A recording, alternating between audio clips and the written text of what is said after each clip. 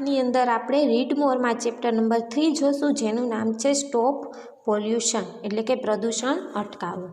Have you ever scene A black smoke coming out of A factory Cine means turning the sky a dirty grey color. This is air pollution. Cars, drugs, buses release discharge through gases and particles very small bit that pollute the air too.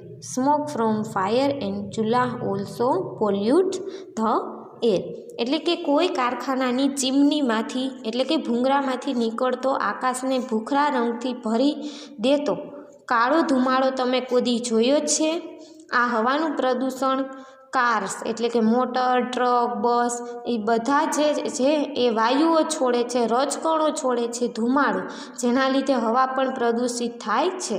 તાપણા અને ચૂલામાંથી એટલે કે ચૂલામાંથી અને જે તાપણું કરે છે એ તાપણામાંથી જે ધુમાડો નીકળે છે એ પણ હવાને પ્રદૂષિત કરે છે. Land pollution, water pollution and even noise pollution are also big problem. Factories and ordinary people thoughtlessly without thinking dump away rubbish and waste on land or in a water. Farm pesticides kill insects and create land pollution, and noise pollution is created by loud machines and sound of horns. એટલે કે જમીનનું પ્રદૂષણ, પાણીનું પ્રદૂષણ અને અવાજનું પ્રદૂષણ. Noise pollution એટલે અવાજનું પ્રદૂષણ પણ મોટી સમસ્યાઓ છે. કારખાનો અને સામાન્ય લોકો જે કચરો કરે છે અને બગાડ કરે છે એ વગર વિચારે જમીન ઉપર અથવા તો પાણીમાં નાખી દે છે, જેથી ખેતીમાં વપરાતી જે જંતુનાશક દવા છે એ પણ જંતુઓનો નાશ કરે છે અને જમીનનું પ્રદૂષણ ફેલાવે છે. અને અવાજનું પ્રદૂષણ તો ઘોંઘાટિયા યંત્રો, જે મોટી મોટી ફેક્ટરીઓમાં મશીનરી હોય છે તે, અને જે વાહનોના હોર્નના જે અવાજ છે એના લીધે આ અવાજનું પ્રદૂષણ ફેલાય છે.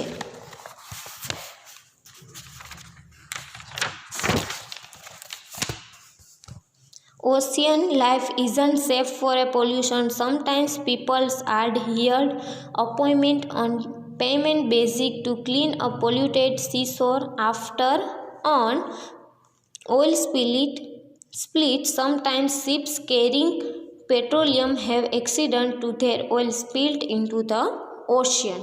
એટલે કે સમુદ્ર જીવન છે એ પણ આ પ્રદૂષણથી મુક્ત રહ્યું નથી. તેલ ઢોળાયા પછી પ્રદૂષિત દરિયા કિનારાને સાફ કરવા કેટલીક વાર માણસો પણ રોકવામાં આવે છે. એટલે કે જે દરિયામાં બોટ ને વહાણ, શીપ ચાલતી હોય એમાં પણ પેટ્રોલ ડીઝલ વપરાતું હોય તો એ પણ દરિયા કિનારે ઢોરાતા હોય તો એને સાફ કરવા માટે ઘણી વખત દરિયા કિનારે માણસો રાખવામાં આવે છે.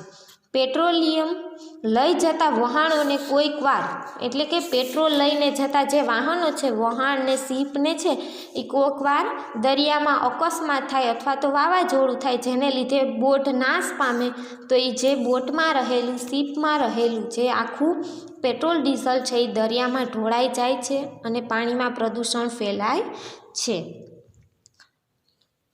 Dirty air, land and water are dangerous.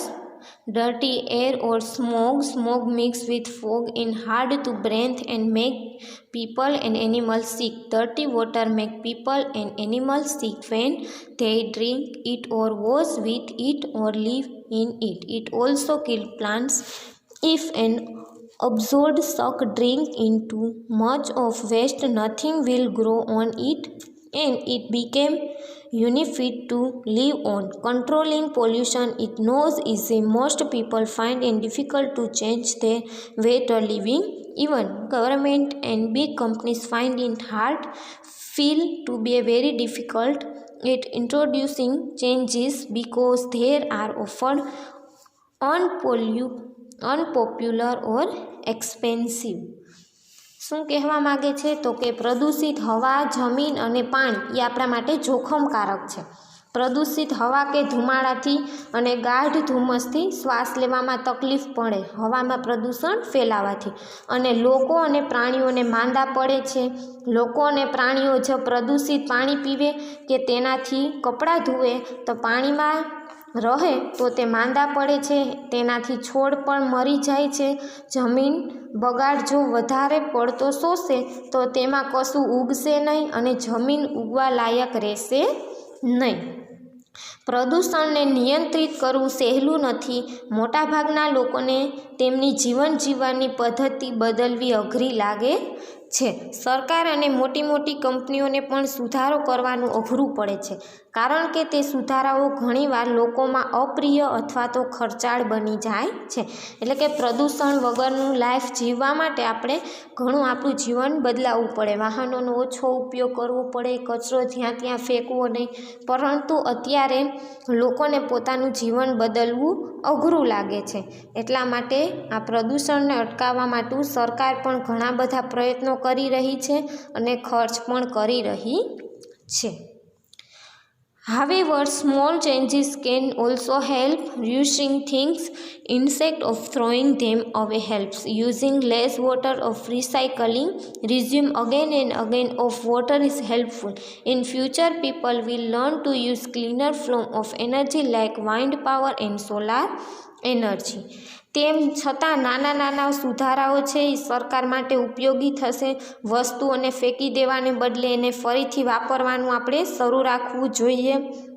પાણીનો ઉપયોગ છે એ ઘટાડવો જોઈએ અથવા તો એનો એવી રીતે ઉપયોગ કરવો જોઈએ કે આપણે એનો ફરીથી ઉપયોગમાં લઈ શકાય. અને ભવિષ્યમાં લોકો સ્વચ્છ ઉર્જાના સ્વરૂપો જેમ કે પવનથી પેદા થતી ઉર્જા એટલે કે પવન ઉર્જા અને સૌર ઉર્જા એટલે કે સૂર્ય ઉર્જાનો ઉપયોગ કરવાનું શીખી લે તો ઘણું બધું સહેલું રહેશે.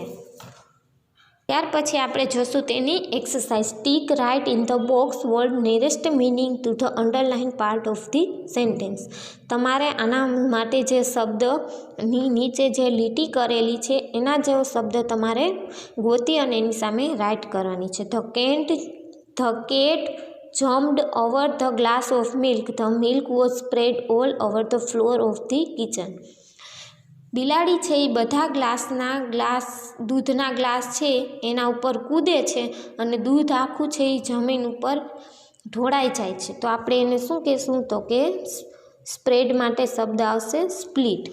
બીજું છે when there is lot of pressure inside a cooker, the whistle goes up and vapor come out. એકદમ કુકરમાં હવા એકદમ વધારે અંદર ભરાઈ જાય તો આપણે સીટીને બહાર કાઢવી જોઈએ. તો કમ આઉટ માટે શું બીજો શબ્દ વપરાશે તો કે રિલીઝ વપરાશે. We feel that is almost impossible to stop people from breaking traffic rule. Traffic rule તોડવા જે લોકો છે એને રોકવા ખૂબ જ જરૂરી છે પણ એ રોકી શકાય એ ઇમ્પોસિબલ છે. એટલે કે ઇમ્પોસિબલ એટલે કે એ કામ હાર્ડ છે, અઘરું છે. વી શુડ નોટ થ્રો અવે પ્લાસ્ટિક બેગ. આપણે પ્લાસ્ટિક બેગ અમે બહાર ફેંકતા નથી. We should find out way to use them in different from to make different things from them. એનો ઉપયોગ કરીને અમે અલગ અલગ વસ્તુ બનાવીએ છીએ. તો આપણે એનું શું કર્યું કહેવાય તો કે રિસાયકલિંગ કર્યું કહેવાય. પછીનું છે B. Make one sentence using the word. આ જે શબ્દ આપેલા છે એનો ઉપયોગ કરીને તમારે એક એક વાક્ય બનાવવાનું છે. પેલું છે chalk stick absorbed. The chalk stick and absorbed ink. બીજું છે heard an auto. I heard an auto to go to the market. પછી છે jump thoughtlessly. Many jump thoughtlessly from the tree. પછી છે ક્વેશ્ચન 2નો એ આન્સર ઇન ધ વર્ડ. આ તમારે એક શબ્દમાં જવાબ આપવાનો છે. પેલું છે વોટ ડુ ચૂલા રિલીઝ. ચૂલો છે એ શું બહાર કાઢે છે તો કે સ્મોક એટલે કે ધુમાડો. બીજું છે what makes the air dirty. હવાને પ્રદૂષિત ગંદી કોણ કરે છે તો કે સ્મોક અને ગેસીસ એટલે કે ધુમાડો ગંદી કરે છે. ત્રીજું છે what is the solution two throw way things.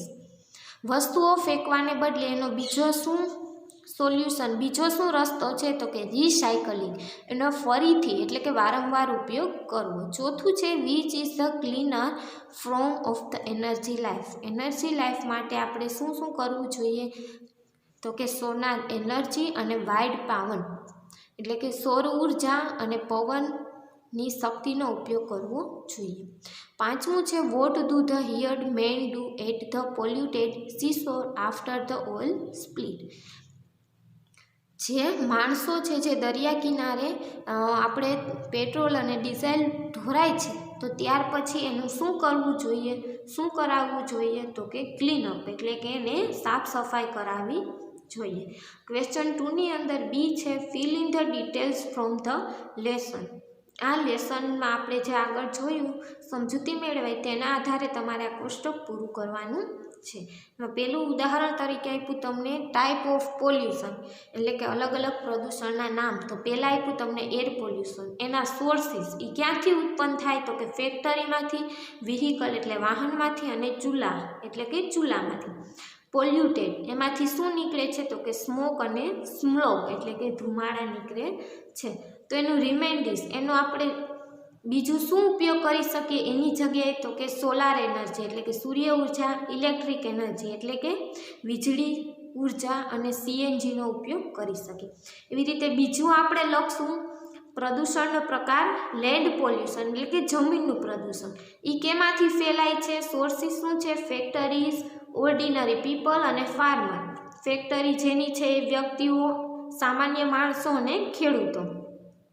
એમાંથી શું બહાર નીકળે છે પ્રદૂષણ ફેલાવથી તો કે ડમ્પિંગ વેસ્ટ નકામો કચરો એન્ડ રબિશ નકામો કચરો અને વસ્તુઓ, ફાર્મ પેસ્ટિસાઇડ્સ એટલે કે અલગ અલગ પ્રકારના જે બિયારણો જે ખાતરો છે તે.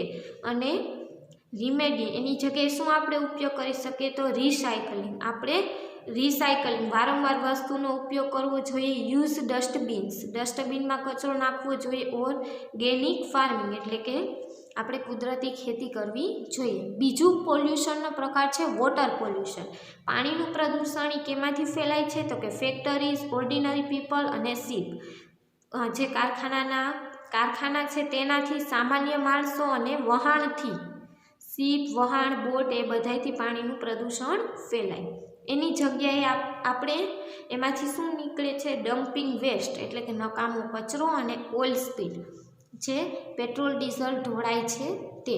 તો આપણે એની જગ્યાએ શું કરી શકીએ વોટર પોલ્યુશન ઘટાડવા માટે શું કરી શકીએ યુઝિંગ લેસ વોટર ઓછામાં ઓછું પાણી વાપરવું જોઈએ. રિસાયકલિંગ વોટર ફેક્ટરીની અંદર જે પાણી ઉપયોગમાં લેવાય છે તેમાંથી જે ગંદુ પાણી નીકળે છે એ છોડી દેવામાં આવે છે. એની જગ્યાએ આપણે તે પાણીનું પાછું ચોખ્ખું કરી અને વારંવાર એનો ઉપયોગ કરવો જોઈએ. અને વાઇન્ડ પાવર એટલે કે પવન ઉર્જાનો, પવન શક્તિનો ઉપયોગ કરવો જોઈએ.